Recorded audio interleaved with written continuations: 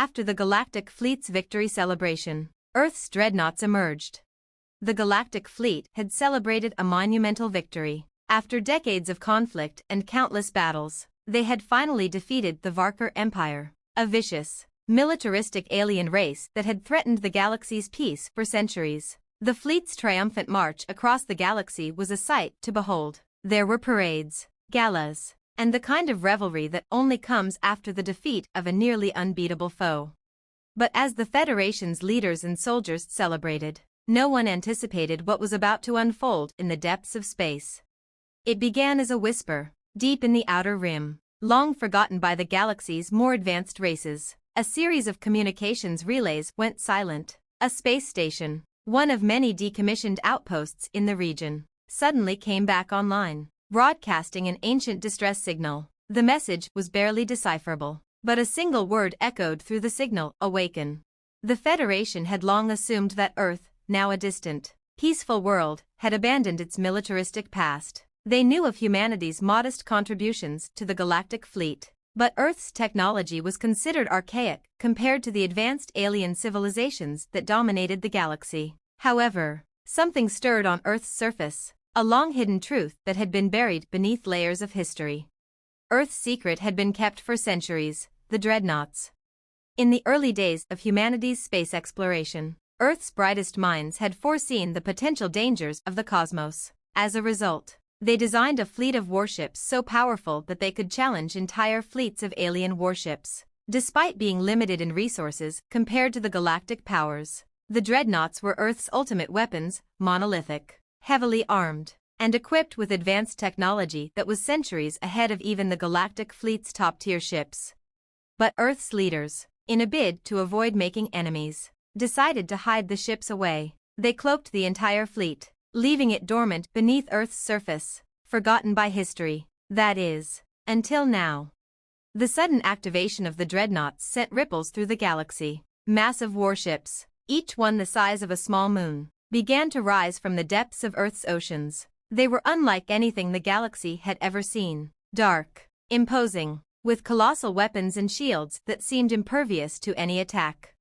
As they emerged from Earth's atmosphere, their presence caused a massive shockwave through the very fabric of space. Each dreadnought was a testament to humanity's engineering brilliance, designed not only for battle but for survival against overwhelming odds. Their advanced technology was so far beyond what the Galactic Fleet had encountered that many were left in awe, and some in fear. Humanity had not only survived the dark ages of its history, but it had quietly bided its time, learning, growing, and preparing for a moment like this. The Federation had thought them a passive species, content to exist at the fringes of galactic affairs. They had been wrong. The emergence of Earth's dreadnoughts marked the beginning of a new era. The galaxy's rulers, who had been so comfortable in their assumed superiority, now faced a dire question: what was Earth's role in the galaxy? Were they now a force to be reckoned with? The Federation was quick to respond. Diplomatic envoys were dispatched, but the humans, ever cautious, did not rush into negotiations. Instead, Earth's leaders issued a simple demand: respect.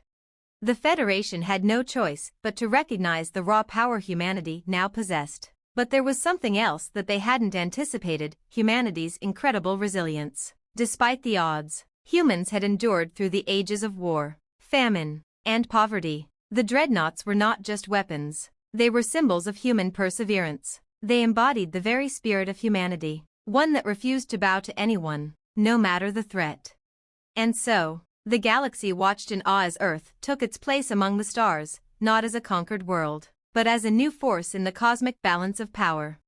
The Galactic Fleet, once the mightiest military force, found itself in a new and uncomfortable reality. The victory celebration they had thrown in honor of their victory over the Varkar Empire suddenly felt premature. As they enjoyed their victory, a new challenger had appeared, one that had been silent and dormant, but now was very much awake.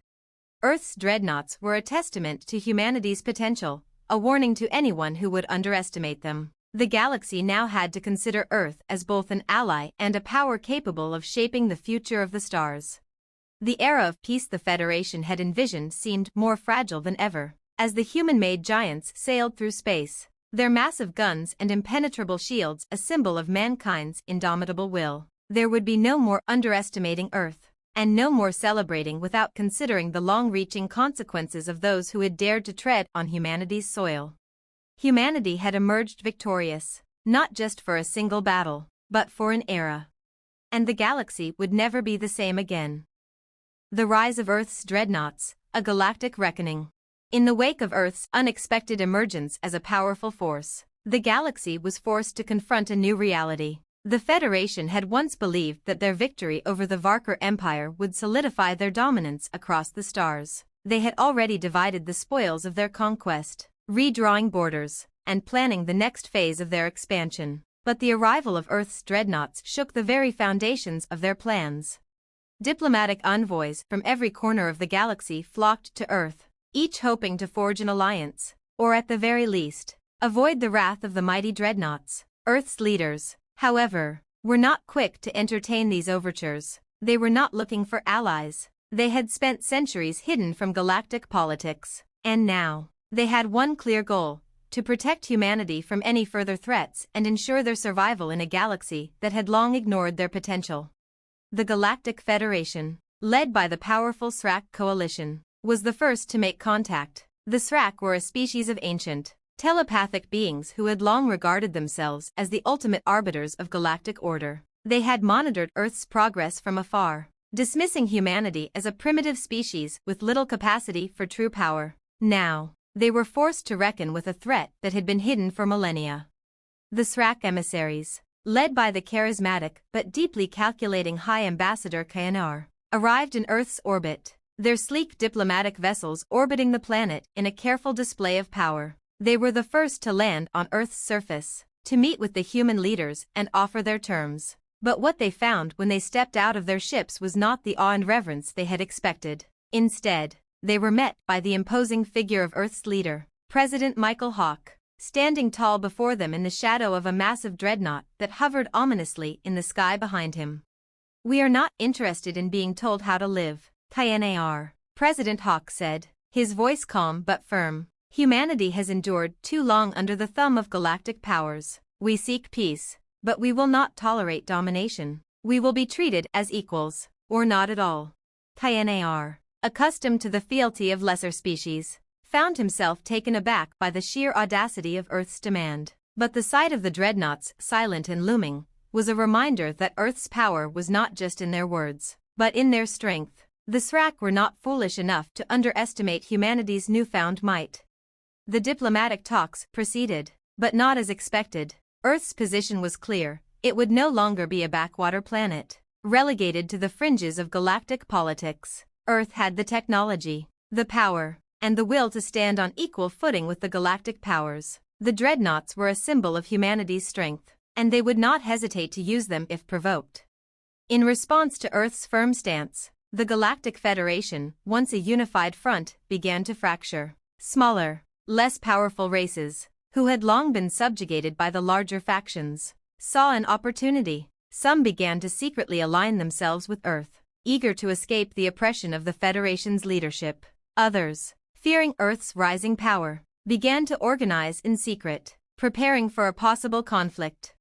It was in this tense, volatile environment that Earth's true test came. The Varkar Empire, though defeated, had not been fully wiped out. A remnant of their fleet, angry and vengeful, lurked in the shadows of deep space, waiting for the right moment to strike. They saw Earth's rise not as a beacon of hope for the galaxy, but as a threat to their own imperial ambitions. The Varkar fleet, led by the bloodthirsty generals Rak, launched a surprise attack on Earth's outer defenses, hoping to crush humanity's newfound strength before it could fully assert itself. What they didn't anticipate was the sheer might of Earth's dreadnoughts.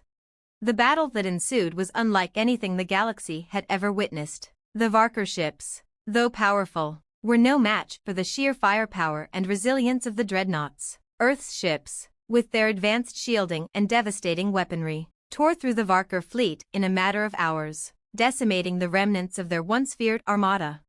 The battle was broadcast across the galaxy, and the message was clear: Earth was not to be trifled with. Humanity had arrived on the galactic stage not as a minor player, but as a formidable force that would not be easily defeated.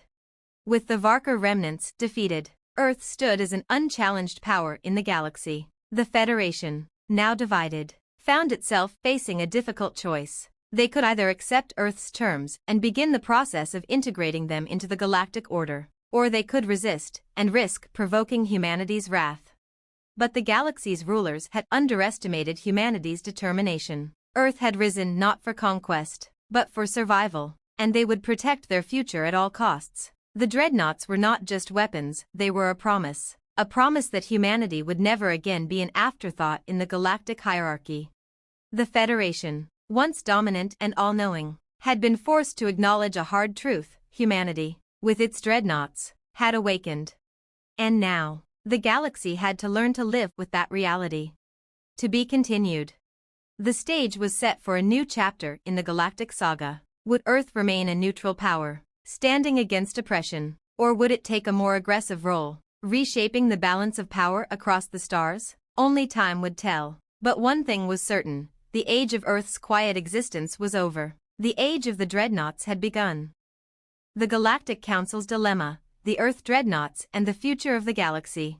The dust had barely settled after Earth's crushing defeat of the Varkar remnants when the galactic powers began to turn their attention to the most pressing question: what to do with Earth. The Galactic Federation, once a beacon of unity among species, had fractured under the strain of humanity's emergence. The once dismissed humans now controlled the most powerful fleet in known space. A fleet that had the capability to obliterate entire star systems with a single strike. The Dreadnoughts had not just reshaped Earth's destiny, but also the course of galactic history itself. A new council was called. The once impregnable Galactic Assembly now had to grapple with the fact that Earth, until recently an afterthought, had become the central player in the galaxy's future. Representatives from the Srak Coalition, the Zthari Dominion, the Marthian Ascendancy, and even the more neutral factions like the Thalran Combine were summoned to the Grand Chamber, a space station built in the heart of the galaxy's capital, which had once been the undisputed center of power. At the head of the council sat Kianar, the High Ambassador of the Srak, who was now tasked with facilitating discussions between the galactic factions. Though still in disbelief at Earth's rapid rise to power, he could not afford to show weakness in front of the council. The Srak had long considered themselves the keepers of galactic order, and now, they were being forced to contend with a species that had risen from the ashes of its own history and challenged that very order. Fellow representatives, Kianar began, his voice calm but carrying an undercurrent of tension. We are here today because our galaxy stands at a precipice. The humans, once a backwater species, have shown us that they are not just another minor civilization. Earth's Dreadnoughts have proven their strength, and their leadership is not to be ignored. We must decide how we will proceed with Earth on the galactic stage. He looked around the room, noting the uneasy glances exchanged between the representatives. Each species had their own interests, but they all shared one fear: Earth's unexpected strength. From the Zthari Dominion came the first response. The Zthari, a reptilian species known for their cold, calculating pragmatism, had long been suspicious of the Federation's tolerance of human growth.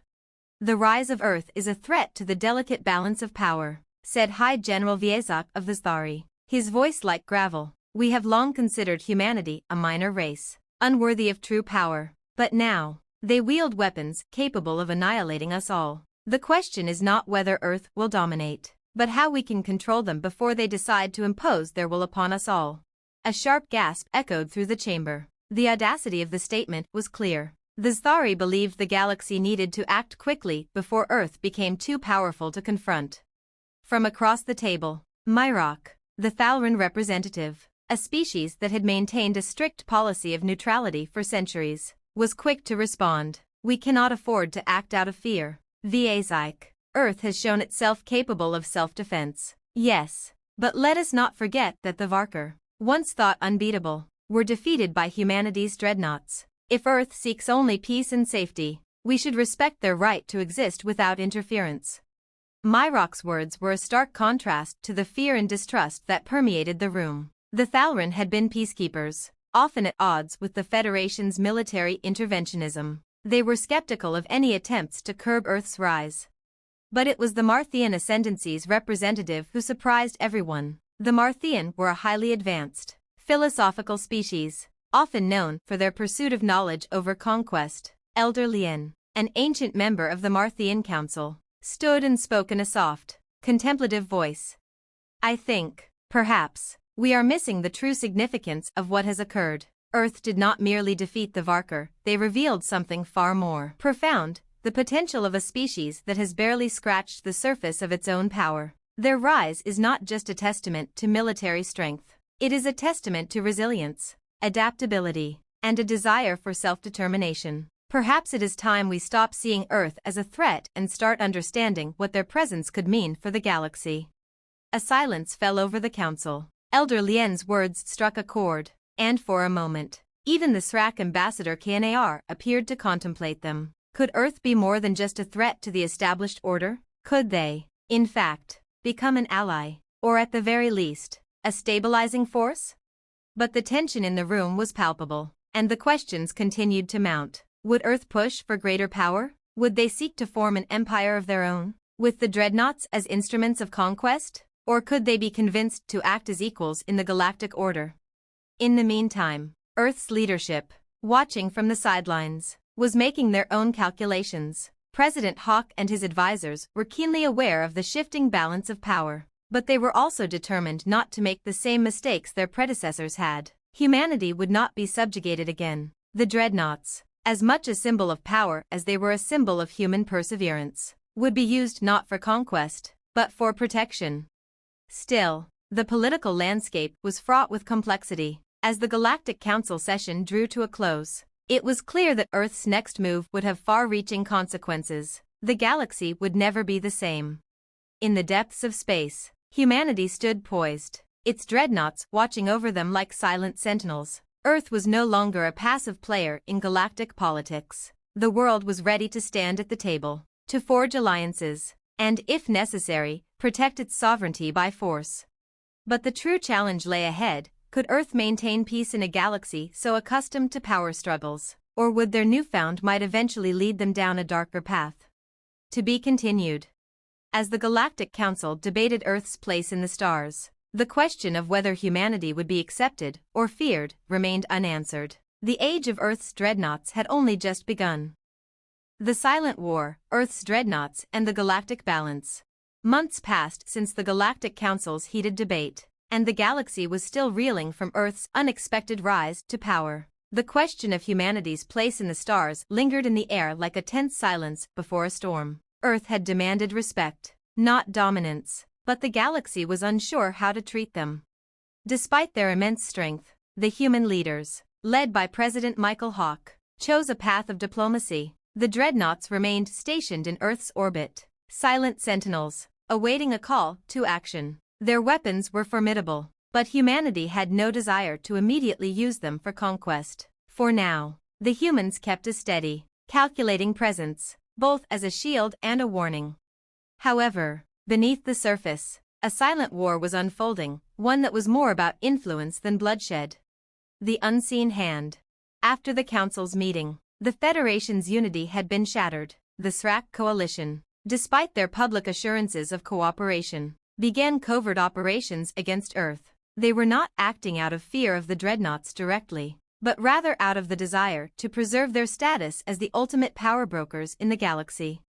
Spies, saboteurs, and double agents were deployed to Earth's colonies and to the galactic edges where human influence had begun to take root. Their mission was simple: sow discord. The Srak feared that humanity's desire for peace could quickly morph into a demand for sovereignty over other races, something they could not allow. But they miscalculated humanity's resilience. Earth's intelligence network had been vigilant, and despite the Srak's efforts to destabilize, they were met with swift and subtle countermeasures. The humans were playing a long game, one of patience and subtlety. A silent war of information, covert operations, and political maneuvering began to take shape, with both sides operating in the shadows. But it wasn't just the Srak. The Zthari Dominion, with its aggressive stance toward Earth, began quietly arming rebellious factions within Earth's colonies. They saw an opportunity in the fractured nature of the Federation, a chance to undermine humanity's potential unity and create rifts that could be exploited later. Earth's strategic shift. Though the external threats were mounting, Earth itself was not idle. The human leadership had taken stock of the galaxy's response to their rise and made strategic decisions to ensure humanity's place in the galaxy without relying solely on their military might. In a historic move, President Hawk called for the formation of a new intergalactic organization, one not dominated by any single species, but with humanity at its heart. This organization, dubbed the Interstellar Cooperative, was designed to foster cooperation and peaceful cohabitation between species, encouraging scientific collaboration, cultural exchange, and mutual defense. However, the humans had not completely abandoned the lesson of their history. The Dreadnoughts remained Earth's ultimate safeguard, a reminder that peaceful diplomacy could be backed by overwhelming strength. The human diplomats worked tirelessly to build bridges, but in the back of their minds, they knew that should the galaxy's powerhouses decide to crush Earth's rise, the Dreadnoughts would stand ready to defend humanity's sovereignty.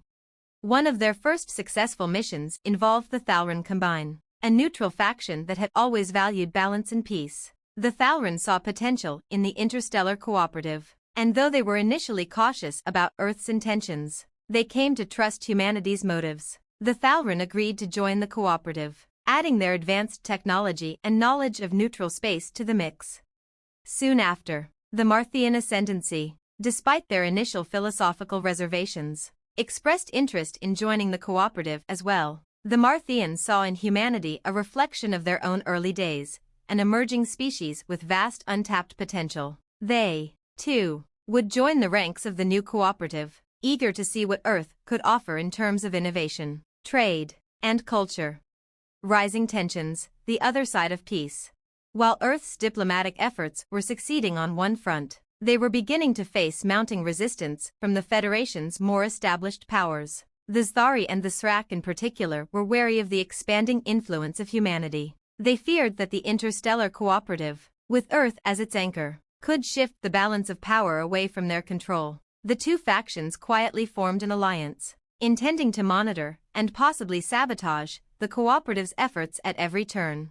Yet the galaxy was growing more diverse. As Earth and its allies continued to push forward, they encountered more alien races, some previously unknown. In time, it became clear that humanity's strength was not just in its military might, but in its ability to unite seemingly disparate factions under a single banner. The Interstellar Cooperative was not merely a diplomatic entity. It was a promise to every race that Earth would fight for a better future for all, not just for itself. The first true test, the Dreadnoughts' role. Earth's resolve was tested when a deep space exploration mission led by the Thalran Combine was attacked by an unknown alien force. The mission was exploring a previously uncharted sector of the galaxy when it disappeared without a trace. The cooperative scrambled to respond, and human ships were dispatched to the sector in search of answers. The investigation uncovered something terrifying: a new, hostile force, a race of bioengineered warlords that had been dormant for eons but had now awakened. These warlords, calling themselves the N'Zoth, were bent on conquering the galaxy. They possessed terrifying technology, bioships capable of devastating entire fleets, their very presence a threat to galactic stability. Humanity had once again become the unexpected saviors. The N'Zoth's fleet, unlike anything the galaxy had ever seen, began advancing toward Earth and its new allies. For the first time, the Dreadnoughts were called into action, not as symbols of power, but as instruments of survival. A massive, multifaceted battle ensued. The Dreadnoughts, with their unyielding firepower, clashed with the N'Zoth in a brutal conflict that spanned both space and time. The bioships were resilient, but Earth's technology, infused with the ingenuity of a species that had survived the harshest of conditions, proved far too powerful. The N'Zoth were repelled, their fleets shattered in the span of a few weeks. But the victory came at a cost. The battle had shown the galaxy that Earth was not simply a peaceful power, it was a formidable one that would do whatever necessary to protect its newfound way of life. The aftermath, the shifting future. The N'Zoth invasion was repelled, but Earth's Dreadnoughts had proven their worth. No longer just a symbol of human power, they had become the shield of the galaxy. The Interstellar Cooperative gained a tremendous boost in credibility as a result, but the victory also brought with it new challenges. The Srak and Zthari, while still wary of humanity, had learned that Earth could not be easily crushed. Their espionage efforts were stepping up, but they were also recognizing that Earth's influence was growing too powerful to simply ignore. For the first time, the Federation had a genuine rival, a force that might not only challenge its military superiority but also its moral standing. Humanity was no longer on the fringe. The Dreadnoughts, quiet and ever-present, had become the center of a new chapter in the galaxy's history. And this was only the beginning. The unseen threat, Earth's Dreadnoughts and the galactic struggle. The aftermath of the N'Zoth invasion had left the galaxy on edge. Earth's victory, while hailed as a monumental success for the interstellar cooperative, was far from a simple resolution. The Dreadnoughts had proven their unmatched power, and for the first time in centuries, a new player had entered the galactic stage, a player that couldn't be ignored. Despite the victory, cracks had begun to form within the newly established cooperative. The Srak and Sthari, while forced to respect Earth's might, were still working in the shadows, scheming to undermine humanity's growing influence. They were learning to live with Earth's strength, but their suspicions and deep-rooted fears of the human race's rise to prominence were far from quelled. At the same time, new challenges arose. The N'Zoth were defeated, but their invasion was only the beginning of something far more insidious, a network of covert operations and alien alliances that would soon threaten not only Earth but the entire galaxy. The shadows stir. While Earth celebrated its hard-won peace, there were dark forces at work behind the scenes. The remnants of the N'Zoth were not simply vanquished, they had deep roots in the galaxy, and as they retreated, their influence began to spread, seeping into the most unlikely corners of the galaxy. The interstellar web of factions, once unified under the fragile banner of the Galactic Federation, was now starting to unravel. The first sign came from an unexpected source, the Star Dominion, seeing the expanding influence of Earth and its allies, decided to act. Instead of confronting humanity directly, they began to subtly undermine Earth's foothold in certain systems. Factions within the Sthari were found smuggling arms to rebellious elements within Earth's colonies, hoping to stoke unrest and prevent humanity from consolidating its position as a galactic power. However, the humans had learned from the past. Earth's intelligence network, now stronger than ever, uncovered the plots before they could gain traction. A series of cyber attacks crippled the Star's covert operations, and human diplomats quickly took to negotiating with other galactic powers to expose the Sthari's attempts at sabotage. But the Star weren't the only ones conspiring. Far from the Federation's political centers, the dark reach of the N'Zoth influence began to manifest in the form of the Echelon, a mysterious, covert network of mercenaries, spies, and assassins that had once served the N'Zoth. These agents, far more dangerous than anyone had anticipated, had begun to act on their own, infiltrating key political bodies and spreading dissent within the interstellar cooperative. These Echelon operatives moved in the shadows, orchestrating acts of terror, sabotage, and political assassination. Their operations were swift, silent, and devastating. Earth's presence had ruffled the power dynamics of the galaxy, and now, the Echelon saw it as their mission to destabilize this new order. The Great Betrayal.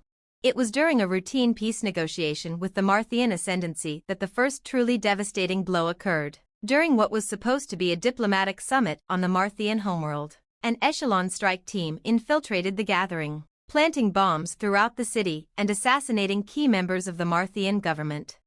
The attack was swift, calculated, and deadly. Over 100 high-ranking diplomats were killed in an explosion that reverberated across the galaxy. The attack immediately sowed chaos, and suspicions of betrayal began to spread like wildfire. The Echelon had struck a decisive blow not only to Earth's relations with the Marthian but to the heart of the interstellar cooperative. The galaxy, once again, was on the brink of war.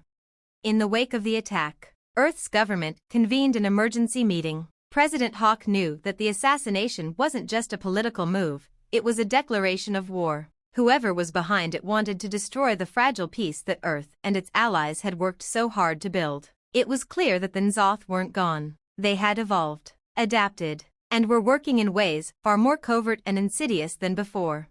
With the interstellar cooperative in disarray, Earth had to act quickly. President Hawk mobilized the Dreadnoughts, not just for defense but for a mission of retaliation. They were no longer just a symbol of humanity's power. They were the last line of defense against the growing threat lurking within the galaxy. The Dreadnoughts strike.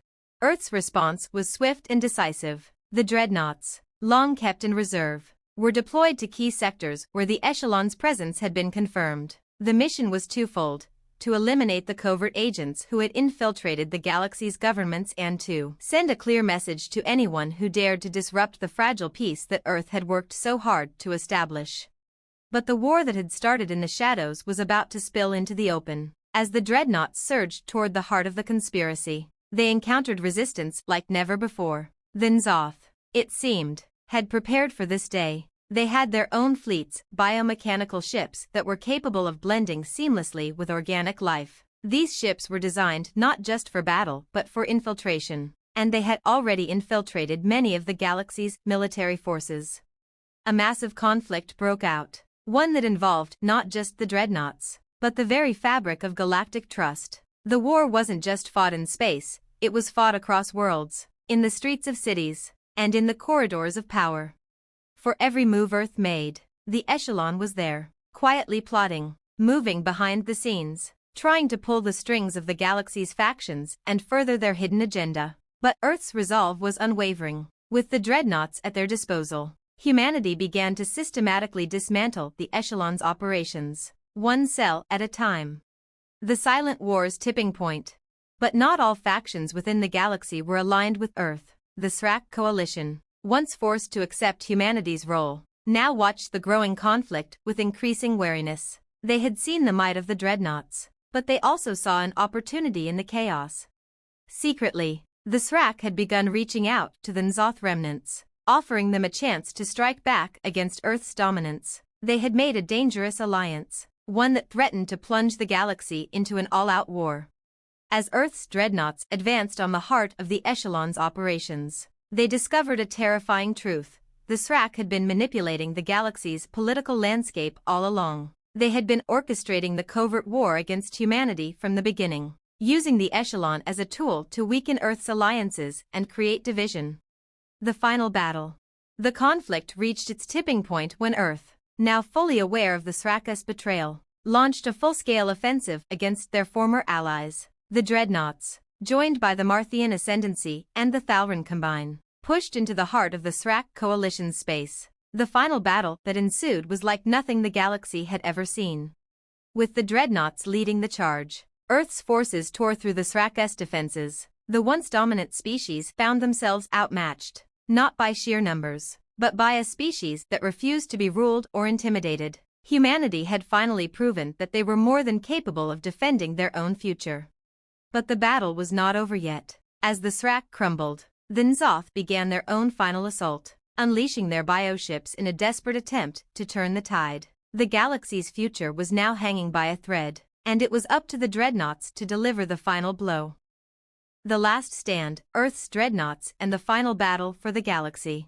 The galaxy was on the brink. After years of political maneuvering, covert sabotage, and shadow wars, Earth had emerged as both the protector and the target of a galaxy in turmoil. The N'Zoth remnants had begun to rally, their bioships now fully operational and more dangerous than ever. The Srak coalition had aligned itself with these ancient enemies, and the Zthari Dominion's aggressive stance had only exacerbated the instability.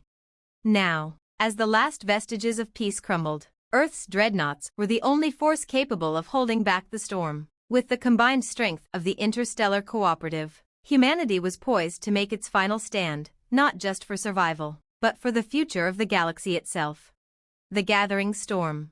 The final conflict was not one of isolated battles or skirmishes. It was a war that spanned across systems, with fleets of N'Zoth bioships and the remnants of the Srak coalition's once mighty fleets gathering for a last push. The Srak, having underestimated Earth's resilience, had now thrown everything they had into the fray, their bioengineered ships now joining forces with the N'Zoth's terrifying technology. The Dreadnoughts, massive warships capable of reshaping entire battles with a single blow, had become Earth's last hope. But they would not stand alone. The Marthian Ascendancy and the Thalran Combine, once hesitant in their allegiance, had fully committed to the Interstellar Cooperative's cause. Together, they were a united front, a defense against an oncoming tide that would, if left unchecked, extinguish their civilization. The turning point.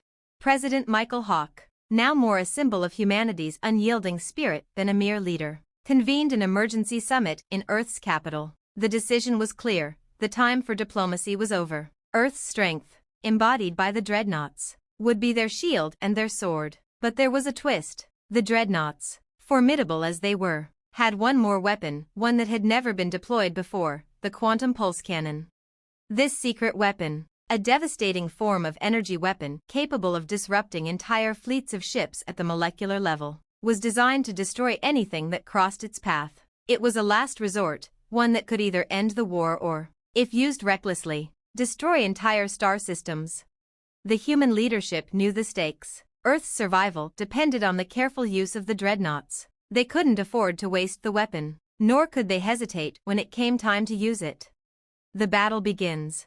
The final battle began in the heart of the galaxy, just beyond the edge of the neutral zone. The Srak and N'Zoth fleets amassed in a formation designed to crush any opposition, with hundreds of bioships and warships brimming with advanced weaponry. The Dreadnoughts were the first to arrive, massive and imposing. Their presence alone caused the enemy fleets to hesitate. Earth's ships, along with their allies, took their positions, ready to strike. President Hawke watched from the command center on Earth's flagship, the Resolute. As the battle began, the first wave of attacks came from the N'Zoth. An overwhelming force of bioships charged forward, their tendrils reaching out to ensnare any ship in their path. Earth's Dreadnoughts responded with thunderous volleys of energy blasts, breaking through the first wave of N'Zoth with terrifying precision. But the N'Zoth were not easily defeated. Their ships were alive, shifting in form as they adapted to the incoming fire. It became clear that Earth's fleet would have to fight not just with strength, but with strategy. Earth's allies quickly joined the fray. The Marthian Ascendancy deployed their advanced weapons systems, which sent shockwaves through the enemy ranks. The Thalran Combine, though primarily a peace-loving species, were skilled in defensive strategies, and they established protective shields around Earth's forces, buying them time to strike back. Yet despite their victories, the battle continued to rage, with the N'Zoth and Srak pushing forward relentlessly. The tide of war was turning, and Earth's forces were beginning to feel the pressure. The quantum pulse. At the peak of the battle, with enemy ships closing in on Earth's capital ships, President Hawke made the decision. It was time to use the quantum pulse cannon. As the Dreadnoughts took up their final formation, a concentrated beam of energy began to charge, pulsing with an intensity unlike anything the galaxy had ever seen. The N'Zoth, sensing the threat, turned their bioships toward the Dreadnoughts in a desperate attempt to destroy them before the weapon could be fired. But the Dreadnoughts were ready. With a final surge of energy, the quantum pulse cannon discharged a blinding wave of pure power. The first wave of enemy ships, the closest in range, disintegrated instantly, their particles scattering across the void. The N'Zoth bioships shrieked in agony as their forms collapsed under the pressure of the pulse. But the pulse didn't stop there. It tore through the fleets in waves, sending shockwaves that cascaded through the enemy ranks. The Srak coalition's ships disintegrated in an instant, their advanced technology no match for the devastating energy of Earth's weapon. In one cataclysmic moment, the tides of war were turned. The enemy fleets, once overwhelming in number and power, were scattered, their forces broken and retreating. Earth's Dreadnoughts, having fired the final blow, stood resolute as the galaxy's last defense. The aftermath. The battle was won, but the victory came at a heavy price. The quantum pulse cannon, powerful as it was, left a scar in space itself. The once pristine sectors of the galaxy were now pockmarked by the remnants of shattered ships and disintegrated fleets. The galaxy's major factions, though relieved at the defeat of the N'Zoth and Srak, now faced a new reality. The cost of peace had been higher than any had anticipated. As the dust settled, President Hawke addressed the galaxy through the vast communication networks. Today, we fought not just for Earth, but for every species who believes in a future of cooperation, of peace. We stood united because we knew that if we didn't, all would be lost. This victory is not ours alone, it is the galaxy's victory.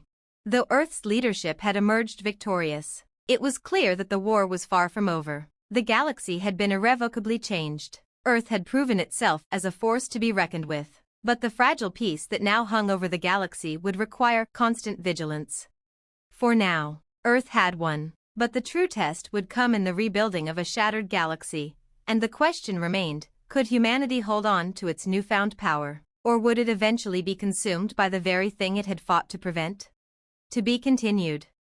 The battle for the galaxy was over, but the true war, one of rebuilding, healing, and finding a lasting peace, was only just beginning. Earth's dreadnoughts stood as the guardians of this new era, but would they be able to protect the galaxy from the next great threat, or would their own strength one day be their downfall? Only time would tell.